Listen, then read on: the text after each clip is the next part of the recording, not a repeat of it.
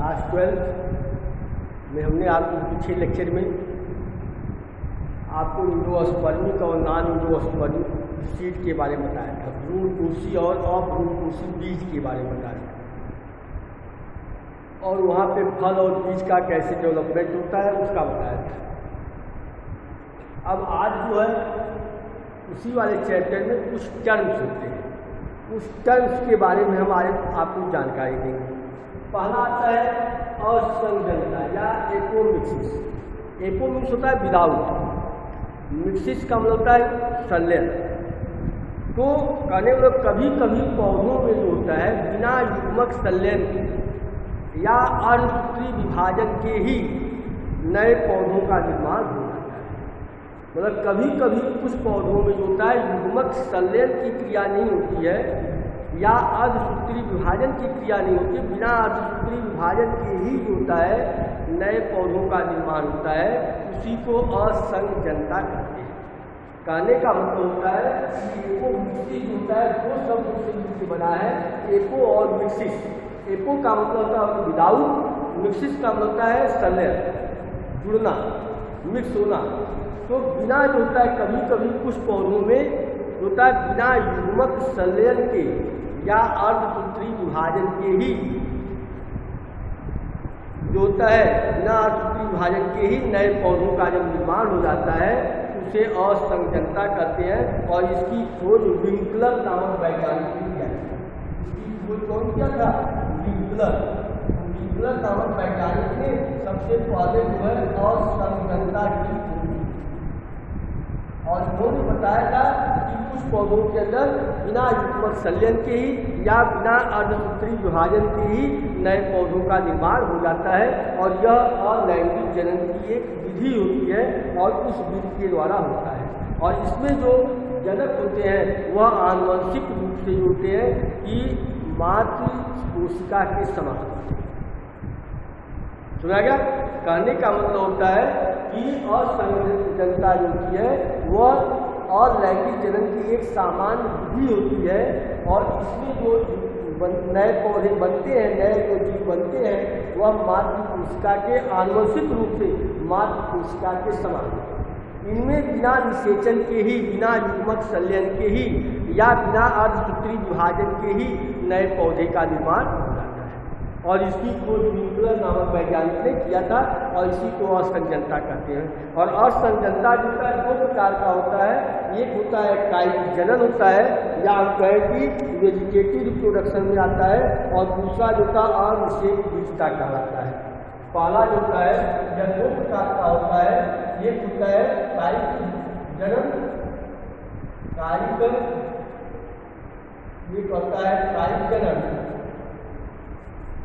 दूसरा आता है अनिषेक बीजाणुता।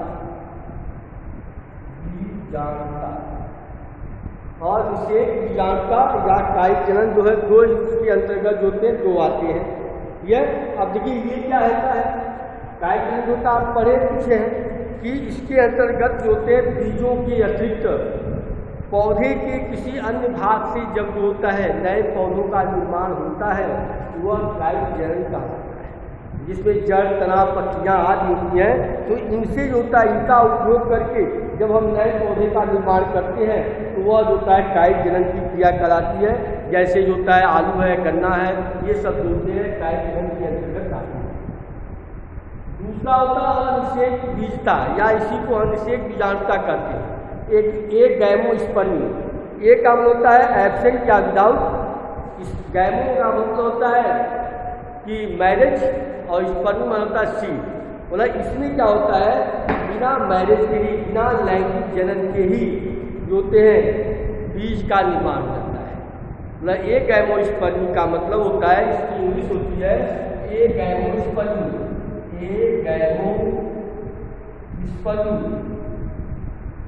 यह एक का मतलब होता है एब्सेंट, गैमो का मतलब होता है विदाउट, और स्पर्मी मतलब होता है सीड। मतलब इसमें बिना निषेचन के ही, बिना लैंगिक जनन के ही जो होते हैं बीजों का निर्माण होता है। जब बिना लैंगिक जनन के ही बीजों का निर्माण होता है उसे हम अनिषेक बीजाणुता या होते हैं अनिषेक बीजता कहते हैं।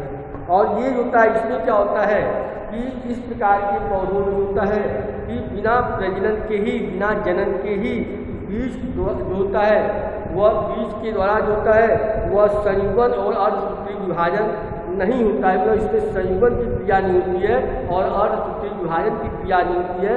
तो बिना संयुग्मन और जो है अर्धसूत्री विभाजन के ही नए जीवों का निर्माण हो जाता है। या सीधा सा समझिए कि इस प्रकार के पौधे होते हैं उनमें लैंगिक जनन की क्रिया नहीं होती है। बिना लैंगिक जनन के ही, बिना निषेचन के ही नए पौधे क्या होते बन जाते हैं। इसके बाद अनिषेक बीज का जो होता है वह कई प्रकार का होता है। इसमें पहला आता है अपस्थानिक भ्रूणता, पहला आता है अपस्थानिक भ्रूणता या एडवेंशियस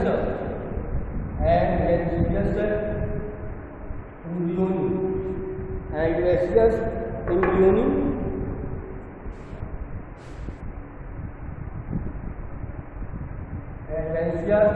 अपस्थानिक भ्रूणता, अपस्थानिक भ्रूणता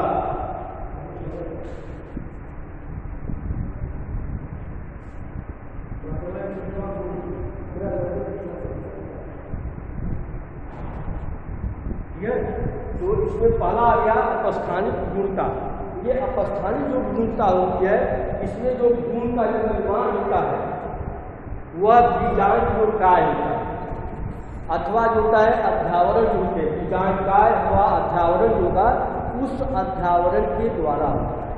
मतलब अपस्थानिक भ्रूणता का मतलब ये होगा कि जो कोशिकाएं होती हैं इन कोशिकाओं में जो अध्यावरण होता है या जो बीजांडकाय होता है उस बीजांडकाय या अध्यावरण की सहायता से होते हैं कि भ्रूण का निर्माण। यह तो इसमें जो होता है भ्रूण का निर्माण होता है वह बीजांडकाय अथवा अध्यावरण जो होती है, जो द्विवृत्त कोशिकाएं होती हैं उन कोशिकाओं से होता है। तो इस प्रकार जो उत्पन्न जो होते हैं बीज होते हैं या भ्रूण होते हैं वह अपस्थानिक भ्रूणता कहलाती है और इसके अंतर्गत उसका निर्माण। तो करूँगा अपस्थानिक भ्रूणता जो होती है इसमें जो भ्रूण का जो निर्माण होता है वह बीजांडकाय या अध्यावरण होता है। उन अध्यावरणों की जो द्विवृत्त कोशिकाएं होती हैं उन द्विवृत्त कोशिकाओं से होता है भ्रूण का क्या होगा निर्माण होता है। जब द्विवृत्त कोशिकाओं से जब भ्रूण का निर्माण होता है तो वह होता है अपस्थानिक भ्रूणता कहलाती है। और इससे जो उत्पन्न पौधे होते हैं जैसे नींबू है, संतरा है, यह प्याज है, आदि जो अपस्थानिक भ्रूणता कहलाती है। अपस्थानिक भ्रूणता के बाद दूसरा आता है द्विवृत्त बीजांडता, दूसरा आता है द्विवृत्त बीजांडता या डिप्लोस्पोरी। द्विवृत्त बीजांडता या डिप्लोस्पोरी होती है। इसमें जो होता है कि जो मेगा स्पोर मदर सेल होती है, मेगा स्पोर मदर सेल जो होता है जिसमें सीधे मेगा स्पोर मदर सेल जो होती है सीधे बिना अर्धसूत्री विभाजन के भ्रूण कोष बन जाता है। मतलब बिना अर्धसूत्री विभाजन के ही भ्रूण कोष का निर्माण होता है। मतलब जो मेगा स्पोर मदर सेल होती है या हम कहें कि जो गुरु बीजाणु मात्र कोशिका होती है उस गुरु बीजाणु मात्र कोशिका में बिना जो है अर्धसूत्री विभाजन के ही जब नए जीवों का निर्माण हो जाता है तब जो होता है उसे हम क्या कहते हैं डिप्लोस्पोरी या द्विवृत्त बीजांडता कहा जाता है। और इसमें जो भ्रूण कोष बनता है इसमें भ्रूण कोष की जो सभी कोशिकाएं होती हैं वह द्विवृत्त होती हैं और इसमें जो भ्रूण कोष होता है वह अंड से नर युवक से होता है कि संयोजन के बिना ही भ्रूण का निर्माण होता है। मतलब इसमें जो भ्रूण कोष होता है उस भ्रूण कोष के अंदर जो अंड पाया जाता है और जो नर जननांग होता है जो परागकण होते हैं उनमें बिना संयोजन के ही जो होता है भ्रूण का निर्माण हो जाता है, भ्रूण का विकास हो जाता है। तो इस प्रकार जो होता है कि द्विवृत्त अनिषेक जनन कहते हैं इसको, मतलब द्विवृत्त अनिषेक जनन भी कहा जा सकता है और एक पार्थिनियम के अंदर पाया जाता है। तो पार्थिनियम जो होता है उसमें द्विवृत्त बीजांडता कहलाता है। तो सीधा सा कहने का मतलब हमारे तात्पर्य हुआ कि जो भ्रूण बीजाणु मात्र कोशिका होती है, उस ध्रुव बीजाणु मात्र कोशिका में सीधे बिना जो है अर्धसूत्री विभाजन के ही भ्रूण कोश से नए जीवों का निर्माण होता है। इसमें जो नर और मादा जो युग्मक होते हैं उनमें जो होता है कि संलयन की क्रिया नहीं होती है, संयुगन की क्रिया नहीं होती है, बिना संयोजन के बिना संयुगन के ही भ्रूण का विकास होता है। तो इसके अंदर पार्थिनियम जो होता है वो पौधा आता है यह। इसके बाद तीसरा आता है एपोस्पोरी। तीसरा है एपोस्पोरी या इसकी हिंदी होती है अपबीजाणुता। अपबीजाणुता या एपोस्पोरी। अपबीजाणुता या एपोस्पोरी, देखिए इसकी खोज जो है एक वैज्ञानिक थे जिसका नाम था रोजनबर्ग। तो उन्होंने जो होता है कि कुछ पौधों जो होते जो हाइरेसियम जो होता है पौधा होता है, मतलब होता है रोजनबर्ग वैज्ञानिक थे। रोजनबर्ग एक वैज्ञानिक थे, उन्होंने हाइरेसियम एक पौधा होता है, हाइरेसियम एक प्लांट होता है, उसमें अपबीजाणुता इन्होंने देखा। इसमें उन्होंने कहा कि जो बीजाणुकाय होती है, बीजाणुकाय की कोई कोशिका होती है एक ऐसे भ्रूण कोश का निर्माण करती है जिसकी प्रत्येक कोशिका जो है निवृत्त गुणसूत्र क्या होते हैं। यदि ऐसे भ्रूण कोश के अंड में नर युग्मक के संयोजन के बिना ही अनिषेचन प्रकार से भ्रूण का विकास होता है तो इसे अपबीजाणुता कहा जाता है। तो कहने का तात्पर्य हमारे है कि एक वैज्ञानिक जिनका नाम था रोजनबर्ग था, उन्होंने हाइरेसियम नामक पौधे में देखा। उन्होंने बताया कि इसमें जो बीजाणुकाय की कोई कोशिका होती है एक ऐसे भ्रूण कोश का निर्माण करती है जिसकी प्रत्येक कोशिका में द्विवृत्त गुणसूत्र होते हैं, मतलब डिप्लॉयड जो है गुणसूत्र पाए जाते हैं। यदि ऐसे भ्रूण कोश के अंड में नर युग्मक के संयोजन के बिना जो है अनिषेक जनन प्रकार से भ्रूण का निर्माण जो होता है तो वह अपबीजाणुता कहलाता है या एपोस्पोरी कहलाता है। और इसमें जो है राइनोसरस एक पौधा होता है उसके अंदर पाया जाता है। तो इसमें बीजाणु जो होते हैं से बिना अर्धसूत्री विभाजन के ही जो बीजाणु कोशिका होती है, मतलब स्पोरोफाइट जो कोशिका होती है उनमें बिना जो है अर्धसूत्री विभाजन के ही गेमिटोफाइट का जब विकास हो जाता है तो वह अपबीजाणुता कहलाता है। मतलब सीधी सामान्य भाषा में कहा जाए तो स्पोरोफाइट जो कोशिका होती है उस स्पोरोफाइट कोशिका में बिना अर्धसूत्री विभाजन के ही गेमिटोफाइट का अगर विकास कर दिया जाता है तो वह अपबीजाणुता यह। अब इसके बाद इसमें आता है अपयुग्मन। चौथा आता है अपयुग्मन या एपोगैमी।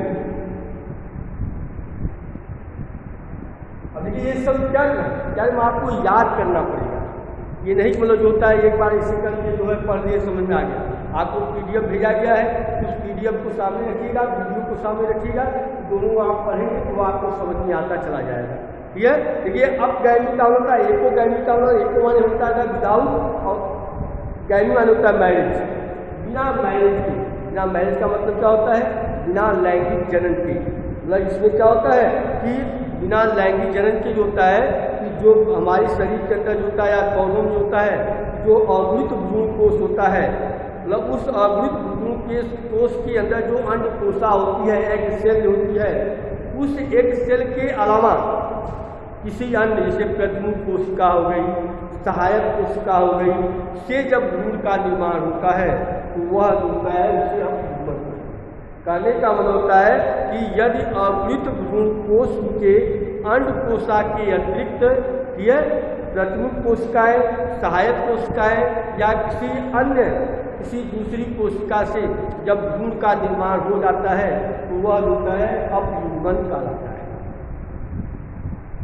मतलब कोई अवृत भ्रूण कोश है, मतलब हेप्लॉइड भ्रूण कोश इंडियोसेक है। जब कोई अवृत भ्रूण कोश है उस भ्रूण कोश के अलावा जो होता है कि जो दूसरी कोशिका होती है, प्रतिमुख कोशिकाएं जैसे सहायक कोशिकाएं आदि होती हैं, इन कोशिकाओं से जब भ्रूण का निर्माण होता है तो वह होता है कि अपयुग्मन की क्रिया कहलाती है। इसमें जो होता है जो गेमेटोफाइट होता है उस गेमेटोफाइट से सीधे स्पोरोफाइट का निर्माण होता है। तो गेमेटोफाइट से जब सीधे स्पोरोफाइट का निर्माण होता है, विकास होता है, तो उसे हम क्या कहते हैं, अपयुग्मन की क्रिया। इसके बाद इसके एक अलग आ जाता है, क्या कहता है, अनिषेक फलन। अनिषेक फलन और ये इंपॉर्टेंट है, इसको कहते हैं पार्थेनोकार्पी। पार्थेनोकार्पी ये अनिषेक फलन का मतलब होता है कि बिना निषेचन के बीज रहित फल प्राप्त करना। यह तो कानूना अनिषेक फलन जो होता है यह एक प्रक्रिया होती है, और इस प्रक्रिया का मतलब होता है कि अनिषेक फलन का मतलब होता है, पार्थेनोकार्पी का मतलब होता है कि बिना निषेचन के बीज रहित फल प्राप्त करने की जो प्रक्रिया होती है उसे अनिषेक फलन कहते हैं। यह और इस प्रकार का जो पौधों, इस प्रकार के जो फल होते हैं या ऐसे जो फल होते हैं उसको अनिषेक फल कहते हैं। यह तो हमारे कहने का तात्पर्य हुआ कि अंडाशय से बिना निषेचन के ही जब फल का निर्माण हो जाता है उसे अनिषेक फलन कहते हैं, और ऐसे फल को अनिषेक फल कहते हैं। तो सीधा सा मतलब होता है कि ये जो फल होते हैं वह बीज रहित होते हैं, बिना निषेचन के जो होते हैं प्राप्त होते हैं। जैसे अंगूर है, सेब है, ये अनिषेक फल कहलाते हैं। इनमें जो है बिना निषेचन के बीज रहित फलों का निर्माण किया जाता है। यह और इसमें जो होते हैं अगर हमको बीज रहित फल प्राप्त करना है तो कृत्रिम तरीके से ऑक्सिन हार्मोन का छिड़काव करके भी प्राप्त कर सकते हैं। तो अगर किसी पौधों में जब पुष्प निकल आते हैं तो जैसे ही पुष्पन की क्रिया होती है उसके ऊपर हम ऑक्सिन हार्मोन का अगर छिड़काव कर दें तो बिना बीज रहित जो होते हैं फल प्राप्त हो जाते हैं। तो कहना अनिषेक फलनी फल वे फल कहलाते हैं जो बिना निषेचन के बीज रहित फल जो होते हैं तैयार किए जाते हैं। प्राकृतिक रूप से होता है अंगूर है, केला है, ये अनिषेक फलनी फल कहलाते हैं। लेकिन अगर कृत्रिम रूप से हमको जो होता है अगर अनिषेक फलनी फल तैयार करना होता है तो हम ऑक्सिन हार्मोन का छिड़काव कर देते हैं, और ऑक्सिन हार्मोन का अगर छिड़काव कर देंगे तो बिना निषेचन के बीज रहित फल क्या होंगे, प्राप्त हो जाते हैं। इसके बाद दूसरा आता है अनिषेक जनन आता है। अनिषेक जनन जो होता है यह जो होता है जंतुओं में पाया जाता है। इसमें जो होता है अंडकोशा जो होती है उनमें बिना अर्धसूत्री विभाजन के ही, या हम कहें जो अंडकोशा होती है उनमें बिना निषेचन के ही भ्रूण का निर्माण होता है। मतलब जो एक सेल होती है उस एक सेल के अंदर बिना निषेचन के ही जब इंद्रियों का निर्माण हो जाता है तो वह अनिषेक जनन कहलाता है। और ये घटना अधिकांशतः मधुमक्खियों, तितलियों आदि में क्या होती है, पाई जाती है। यह इसमें जो एक सेल होती है जो अंडकोशा होती है वह अंडकोशा जो होता है बिना निषेचन के ही जो होता है भ्रूण का निर्माण करता है। तो बिना निषेचन के जब भ्रूण का निर्माण होता है तो वह उसे अनिषेक जनन कहते हैं या पार्थेनोजेनेसिस कहते हैं, और ये मधुमक्खियों में पाया जाता है। इसके बाद आता है बहुभ्रूणता। बहुभ्रूणता का मतलब होता है कि जब एक जो बीजांड या बीज से होते हैं एक से अधिक जब भ्रूण का निर्माण होता है तो उसे जो होते हैं बहुभ्रूणता कहते हैं। और बहुभ्रूणता की खोज एंटोनी वान लीवेनहॉक ने किया था। तो पॉलीम्ब्रियानी होती है, तो पॉलीम्ब्रियानी का मतलब होता है एक बीजांड होता है या एक बीज होता है, उस बीज से जब एक अनेक होते हैं भ्रूण का जब निर्माण करते हैं, एक से अधिक भ्रूण का जब निर्माण किया जाता है तो वह बहुभ्रूणता कहलाता है। और इसकी खोज एंटोनी वान लीवेनहॉक ने संतरे के पौधे में देखा था। ये घटना जो की है वह संतरे के पौधे में जो है पाई जाती है। और यह जो अनावृत बीजी पौधा होता है उनमें ये सामान्य घटना होती है, जबकि आवृत बीजी पौधों में ये काफ़ी कम मात्रा में पाया जाता है। इसके बाद बहुभ्रूणता भी कई प्रकार की होती है। सरल बहुभ्रूणता कहलाती है, मिश्रित बहुभ्रूणता होती है और विगलत बहुभ्रूणता होती है। ये सब हमने आपको कॉपी में PDF में लिखवाया है, और इसको आप जो है होमवर्क के रूप में लेंगे और इसको आप याद करेंगे और याद करके रोज समझ लेंगे। इसके बाद इस चैप्टर में बहुत थोड़ा वो बचा है, उसमें वही प्रकीर्णन की क्रिया कैसे होती है। आप जानते हैं कि जब बीज जो होता है बीजों को एक स्थान से दूसरे स्थान तक ले जाने के लिए होता है कि उनका प्रकीर्णन किया जाता है, या बिखेरना जो होता है, बीजों का बिखेरना जो होता है, बिखरना जो होता है, प्रकीर्णन कहलाता है। और यह प्रकीर्णन की क्रिया जो होती है वह विभिन्न माध्यमों से होती है। उसमें जो परागकण होते हैं उनमें जो होता है रोम के समान रचनाएं पाई जाती हैं, और ये रोम के समान जो रचनाएं होती हैं उनका विकिरण होता है, उनका प्रकीर्णन होता है वायु के द्वारा, जल के द्वारा, जंतुओं के द्वारा, यह आदि के द्वारा प्रकीर्णन की क्रिया होती है। तो बीजों और फलों का प्रकीर्णन का मतलब होता है स्केटरिंग करना। जैसे फल जब पक जाता है उसके बीज क्या होते हैं, एक गिर जाते हैं, पक करके गिर जाते हैं। अगर वह बीज एक ही स्थान पर हो उनकी ग्रोथ नहीं हो पाएगी, उसमें स्वस्थ पौधे डेवलप नहीं हो पाएंगे। इसलिए जो होता है उनका प्रकीर्णन होना जरूरी होता है, उसको एक स्थान से दूसरे स्थान तक ले जाने की आवश्यकता होती है। तो ये जो एक स्थान से दूसरे स्थान तक जाते हैं वह जंतुओं के द्वारा जाते हैं, जो होता है जो वायु के द्वारा जाते हैं, जल के द्वारा जाते हैं, विभिन्न स्रोतों के माध्यम से उनका प्रकीर्णन की क्रिया होती है, और उससे स्वस्थ और हेल्दी पौधे क्या होते हैं हमें प्राप्त हो जाते हैं। ये जो चैप्टर होता है आपका यहाँ पे समाप्त होता है। अब इसमें जो भी चीज़ें हैं उसको आप ध्यान से पढ़ लीजिएगा, और अधिकांशतः जो भी चीज़ें थी उसको हमने आपको समझा दिया। ठीक है, धन्यवाद।